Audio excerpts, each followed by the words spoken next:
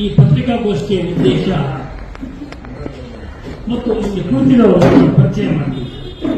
Doctor Ashwath ಅಂತ್ಯಾಗ ರಾಜ್ಯಾಧ್ಯಕ್ಷರು, AR ಸ್ವಾಮಿ ಆಯುಧ Mysuru, C K Ravichandra ಜನಪದ ಹೋರಾಟ ಮತ್ತು ಕಾಂಗ್ರೆಸ್ ಪಕ್ಷ,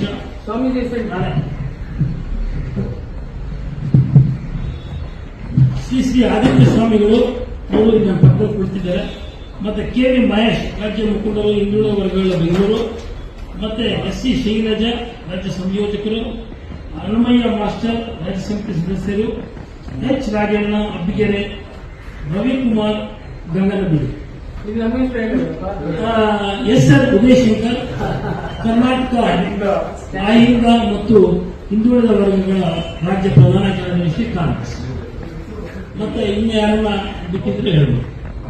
ನಾನು ಇಲ್ಲಿ ಎಲ್ಲ ಮಾಧ್ಯಮದ ಮಿತ್ರರಿಗೆ ಒಂದೇ ಒಂದು ಕೆಲವು ಪಾಯಿಂಟ್ಸ್ಗಳನ್ನ ಬೆಳಕು ಚೆಲ್ಲುವ ಕೆಲವು ಪಾಯಿಂಟ್ಸ್ಗಳನ್ನು ಹೇಳಿದ್ದೇನೆ. ಇಲ್ಲ ಎಲ್ಲ ಸ್ನೇಹಿತರು ಡಾಕ್ಟರ್ ಅಂತ್ಯಾಜ ಅವರು ಮಾತಾಡ್ತಾರೆ. ಏನು ಅಂದ್ರೆ, ಏನು ಮೊನ್ನೆ 26ನೇ ತಾರೀಕು ಗಣತವ್ಯಸ್ಥ ರಾಜ್ಯಪಾಲರು ಮಾನ್ಯ ಮುಖ್ಯಮಂತ್ರಿಗಳಿಗೆ ನೋಟಿಸ್ ಕೊಟ್ಟಿದ್ದಾರೆ. ಅವರು ಮಧ್ಯಾಹ್ನ ಅವರೊಂದು ದೂರು ಕೊಡ್ತಾರೆ.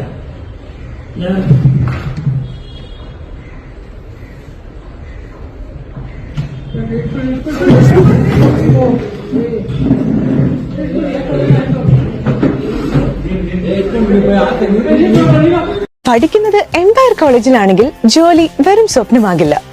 Empire College of Science, Moodal, Kuttippuram, Malappuram.